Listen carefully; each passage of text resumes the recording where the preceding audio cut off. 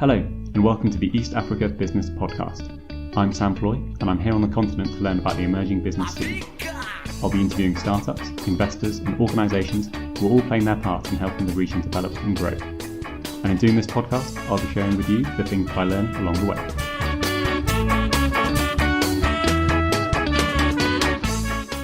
During my travels in East Africa, time and again people would point to the low prices that farmers receive as the main blocker to development.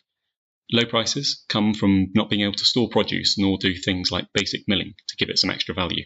It's difficult though, as much of the basic infrastructure such as transport, power and facilities are absent in many of the rural areas that exist in the region. Peter Nyeko set up Reparle as a marriage of three organisations to solve exactly this. We talk about the environment that many rural farmers are living in, how Rupaul learnt about the conditions that they worked in, and the considerations with planning out a large-scale operation like this. We also talk a fair bit about biomass, and so if you're interested in learning more about this solar alternative to clean energy creation, look out for the clean cooking episode I did with Ziwa from Green Bioenergy. Either way, for now, I hope you enjoy the conversation that Peter and I have all about Rupaul. So Peter, yes. Welcome to the show. Thank you very much, Sam. Cool. So just to get us started, could you tell us a bit about who you are and what Rupaul does? Exactly. So my name is Peter Nyeko. I'm an engineer, and I am the team leader at Reparle. Reparle is a project, and Reparle stands for Renewable Energy Powering Agriculture and Rural Livelihood Enhancement, Reparle, which we call Reparle. So Reparle is an entity made up of a number of entities. One of them is Mandulis Energy. So Mandulis Energy is a renewable energy company which I co-founded 4 years ago, which focuses on biomass energy, so electricity and energy produced from agricultural waste mostly. And we also have, in that same business, we have Dream Shuttle. So Dream Shuttle is a company I co-founded more than 8 years ago, which focused on logistics and transportation. We set up the first bus transport system in Uganda, in Kampala, for the city service after a long hiatus. And we also worked in trucking across the East African region. But of late, we've been working in agriculture, so both on the production side of agriculture as well as on the aggregation and processing side of agriculture. In Rupaul, we also have an NGO, a non-governmental organization called ACTED. ACTED is a French NGO that works in more than 30 countries around the world. And ACTED brings to us, as Rupaul, a strong focus on social impact. And as Rupaul, we work together with 15,000 farmers, so 15,000 farming families based across northern Uganda. And what we do for them, we give them access to agriculture processing, we give them access to agricultural storage, warehousing, access to market, and access to electricity and cooking fuel. See. Yes. So why is it important for them to have access to those services? It's important for them to have access to these services because at the moment, the farmers we target are mostly in areas that are up to 100 miles away from the nearest processing plants, up to 100 miles away from the nearest access to grid electricity. And, in a lot of cases, with no access to clean cooking fuel or even dirty cooking fuel. I mean, in Noya district, for example, that's just north of the national park, Murchison Falls National Park in northern Uganda, farmers actually go into the national park, into the protective reserves, and collect firewood from there, which is not a good thing. So we look at those areas where at the same time farmers are doing a lot of production. There's lots of production of crops such as rice, maize, groundnuts, and so on. Okay.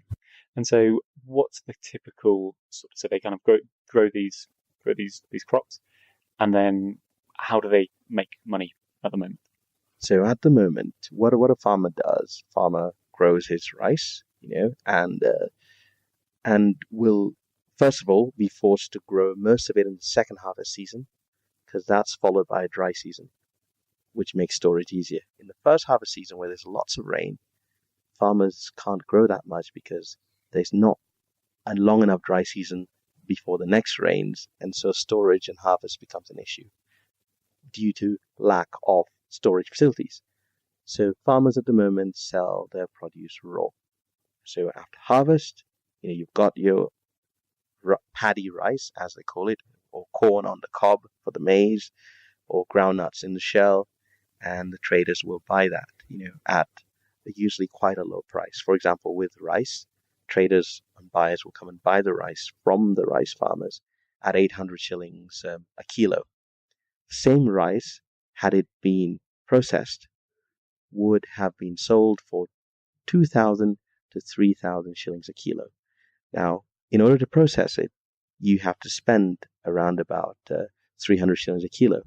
Now, at the moment, a farmer has to carry his rice, transport it to 100 miles away, store it, and also find accommodation for himself in a hotel, mill his rice, and then transport it, to the buyers if he wants to get the right price.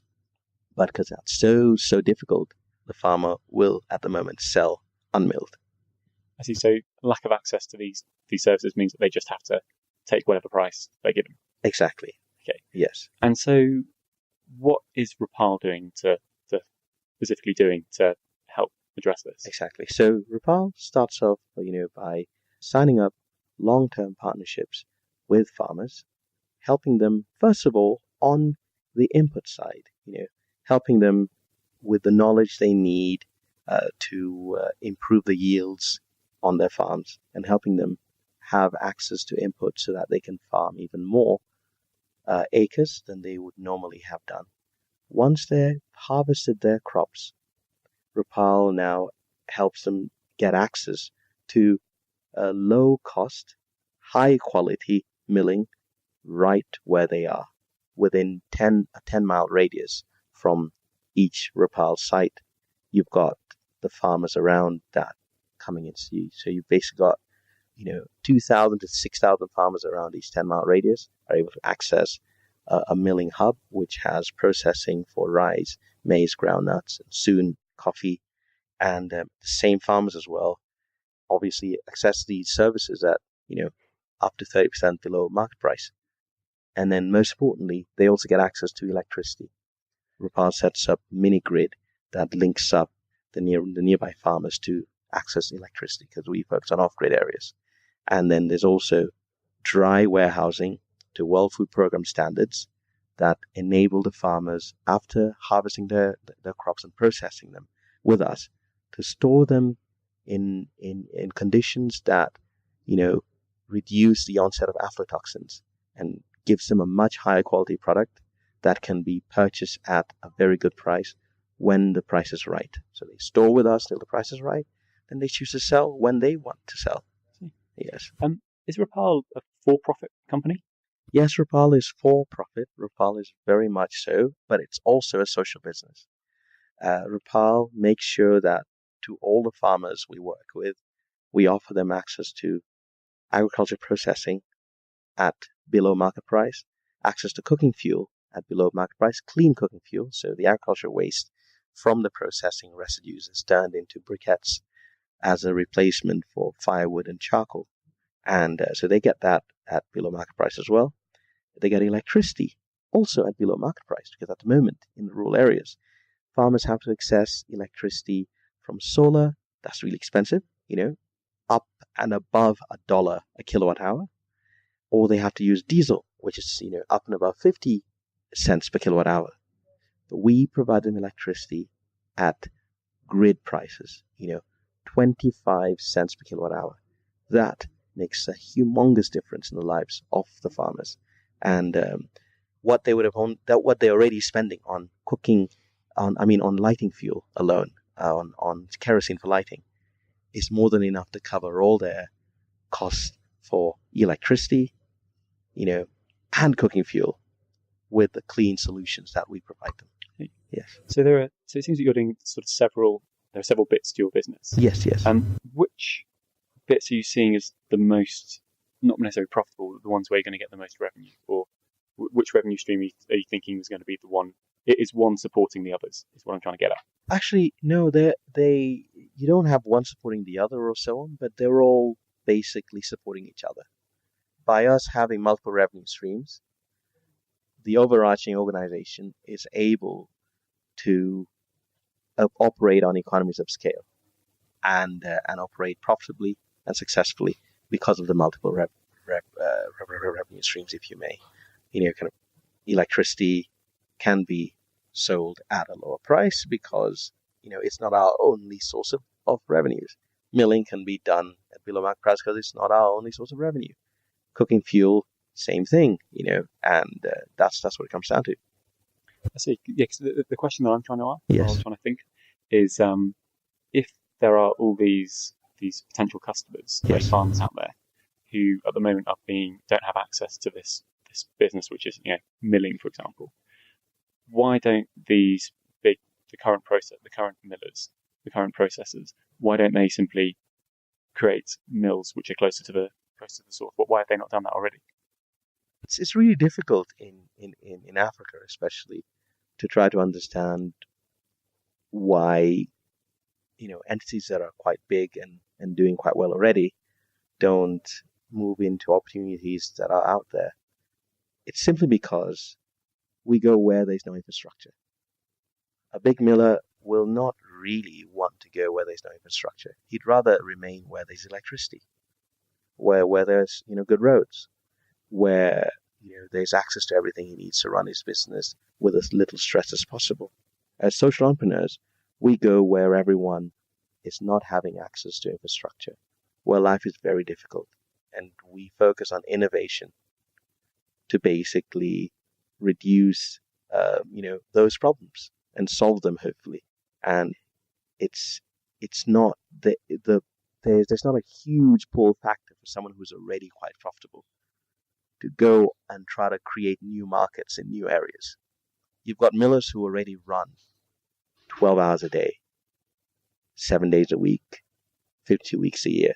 They don't have a desire to go and kind of try to expand any more than that. There's not enough milling capacity as is. There's not enough electricity capacity as is. Only 20% of Ugandans have access to electricity in total. And less than half the farmers out there have access to milling as is. So even if you ran existing mills at full capacity, you couldn't get there. And so because the millers already out there are doing all right already, they don't see the need. And we don't see, the need to go and compete with millers where they already are.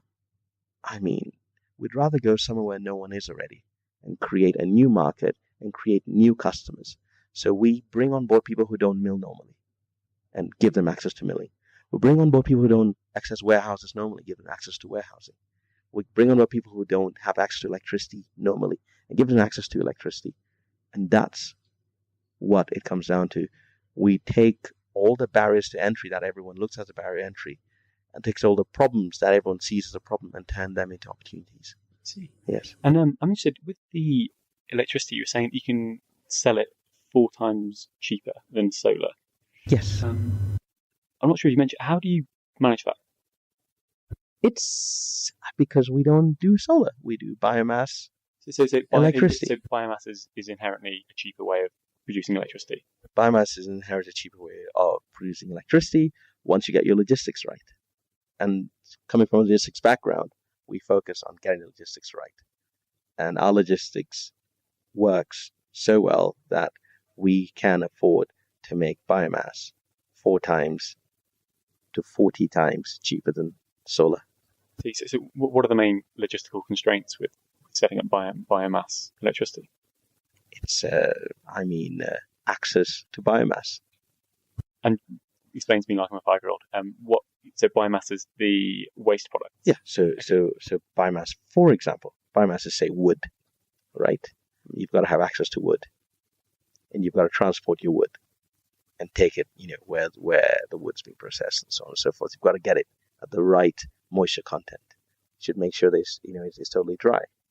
Now, we make sure we tweak our system such that we are able to have ready access to dry biomass sustainably to keep our systems operational.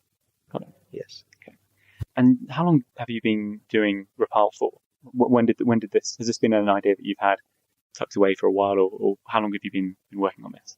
So Mandulis Energy, which manages the renewable energy side of Reparle, has been operational since 2012 and has kicked off a pilot which is running, doing biomass electricity and biomass briquettes. You also have Dream Shuttle, which has been operational in logistics from 2007, kind of to date. And so kind of until about 2013 in logistics and transport, from 2013 to date, working in agriculture, agricultural aggregation, agriculture processing. Then you have Acted, which has been working in the social impact space as an NGO, as a nonprofit for, decades, many, many decades. So bringing those three entities together to make Rupaul happened last year. And that's what it does. And what makes it even more interesting is the knowledge transfer that's in that team is very awesome, because you've got Mandulis Energy is also leading the development of a 20 megawatt power station in the same area where we're doing all our Reparle activities, and that's received recognition and support from on recognition side people such as the Power Africa team, GIZ, the German Technical Corporation, BMZ, the German Economic Development Ministry and Corporation, KfW, the German Development Bank, the Royal Norwegian Society for Development, Side Business School, Tata Ideas Idol, McKinsey, Innovate, kind of over the years. So it's been a good journey.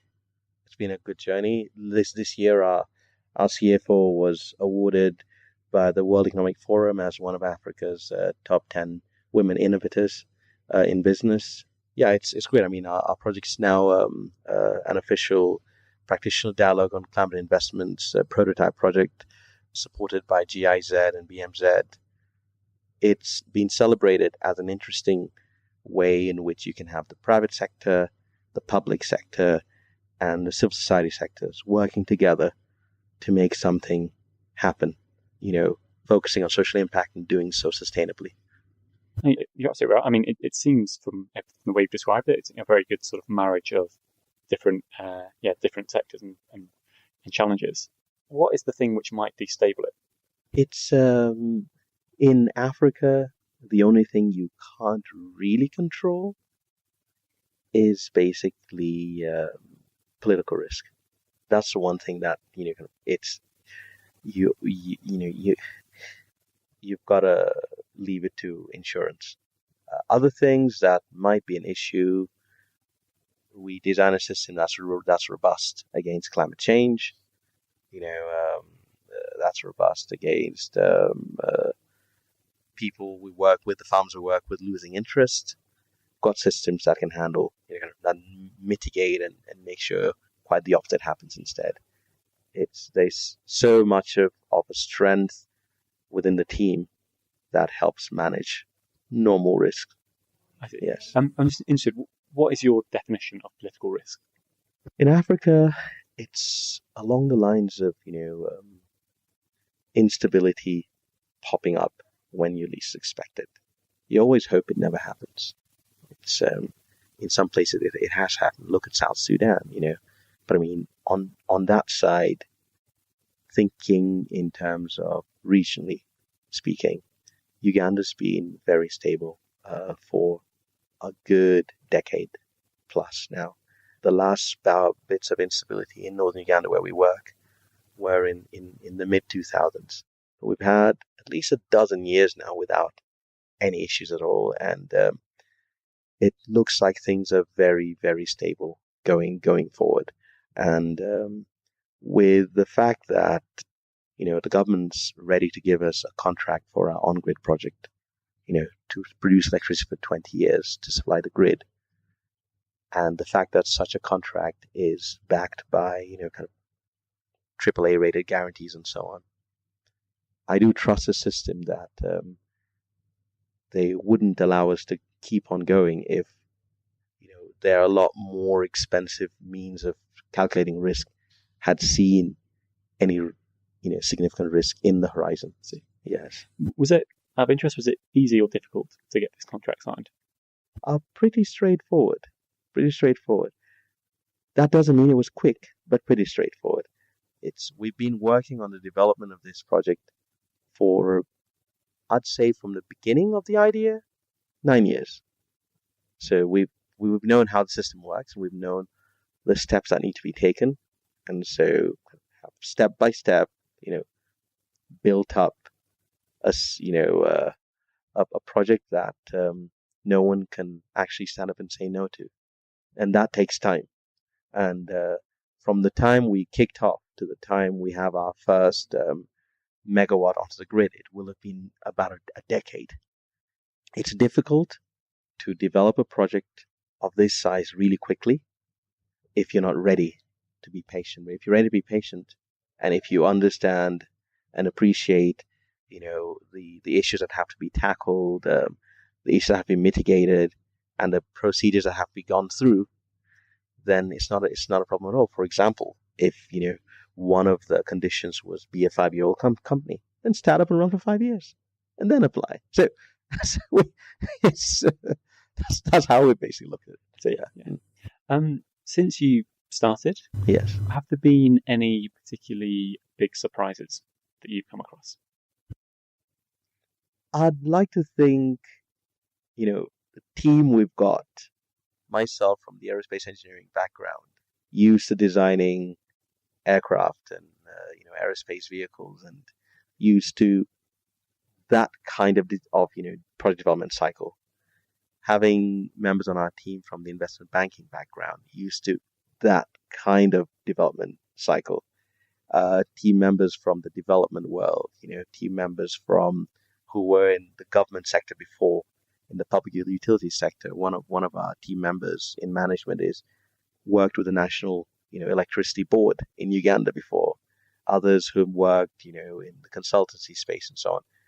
We've focused on building a strong team coming from every area that every possible stakeholder in Rupaul might come from, so that we make the most of that team to try to predict every eventuality that might hit us, and do lots of iterations, looking at all different possible scenarios. So for that reason, even when you have something that may have been a shock coming on, you've actually prepared for it. So for example, when we started, we were ready to make our first application for a license in 2014, but we weren't able to get our application for license through until, not the beginning of 2014, but the end of 2014. And having got that in, we'd initially hoped that we would be able to set up a project that was a hybrid project, that was half solar, half biomass, because I come from a very strong solar engineering background. And it would have been even cheaper and more efficient to have a solar biomass hybrid. However, a solar biomass hybrid power plant would have taken even longer to regulate and approve. And so we thought, great, switch to scenario B. What if they say no to solar? And so make it all biomass. So that's one thing, one shock you may say that came up, but we were ready for it. Second one was we thought we'd have our permit in while the GetFit system was still in place, which basically is an EU, kind of mostly UK DFID-supported system that gives kind of subsidies to renewable energy power producers in Uganda, where you get an extra 10% above the tariff that you get for delivering your electricity paid to you once you finish setting up the plant, and that makes things easier for project development. Now, our license came out one day after application deadline for GetFit. So thankfully we had two business models, one with GetFit, one without GetFit. And we just plodded on with the one without GetFit. it's things will always happen, prices of equipment will shoot up. You might have prepared one scenario which, needs $1.6 million. Things will change, and you might get support from a financier who only needs to work with someone who need you to pay them $3 million for the same, system. You got to have a system which can still remain robust despite all these issues. In engineering, in the aerospace, we design every aeroplane that's for civilian use to be able to withstand 1.5 times worst case scenario. So that's the mindset our team uses in such a project.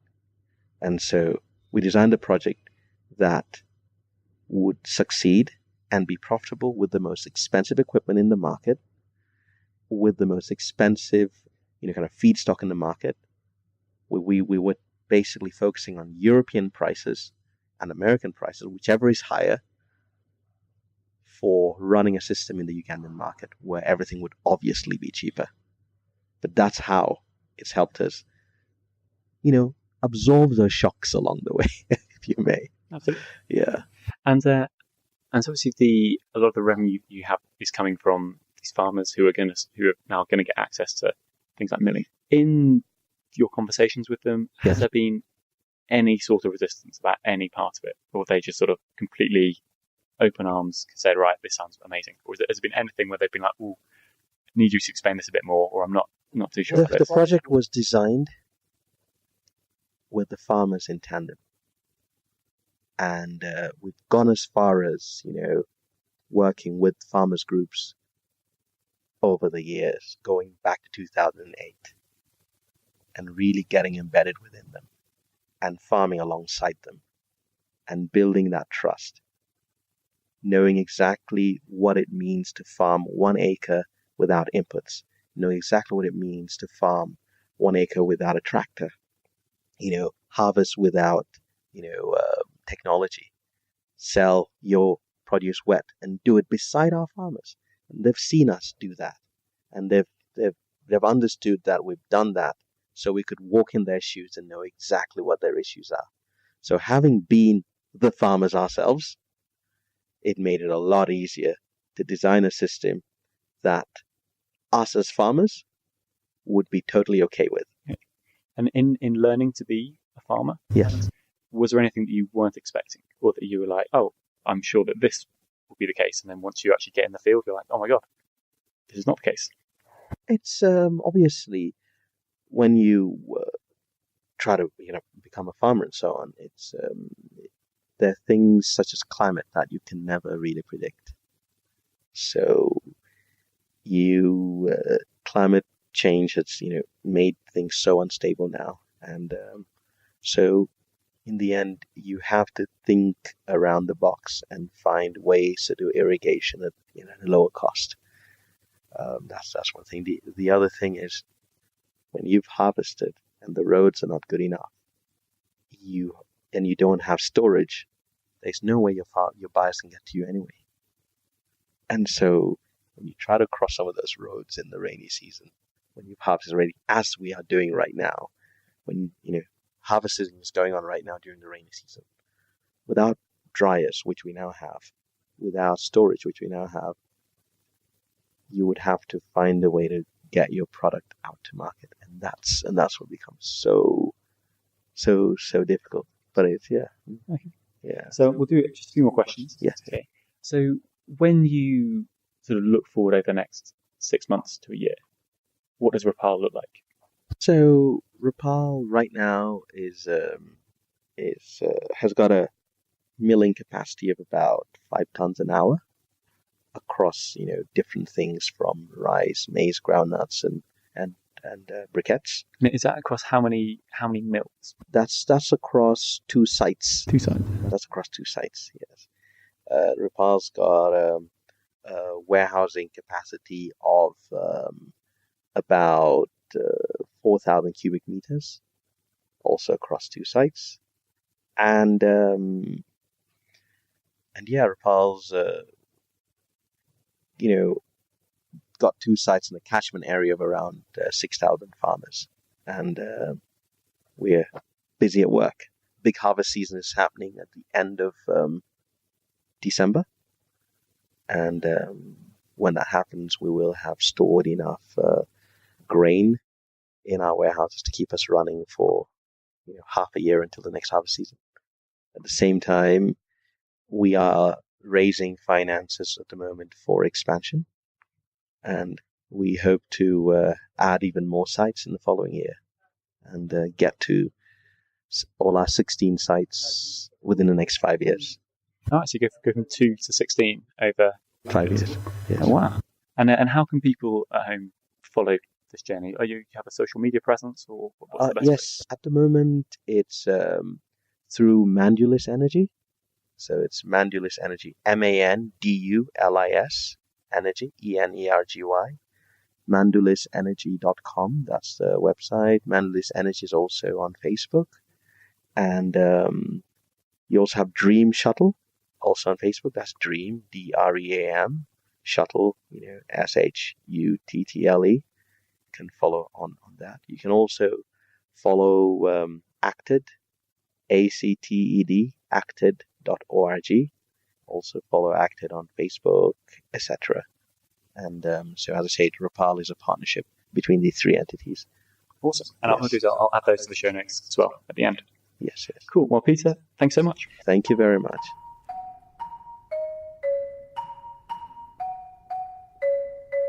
Before we head, just a quick moment to say thank you for listening. You can see the show notes for this episode by heading to samfloy.com/podcast. That's samfloy.com/podcast. This show is still relatively new, and so I really appreciate you making it through to the end. What would be great is, if you're enjoying it, to tell a couple of your friends about it too, in case they'd also be interested in giving it a listen.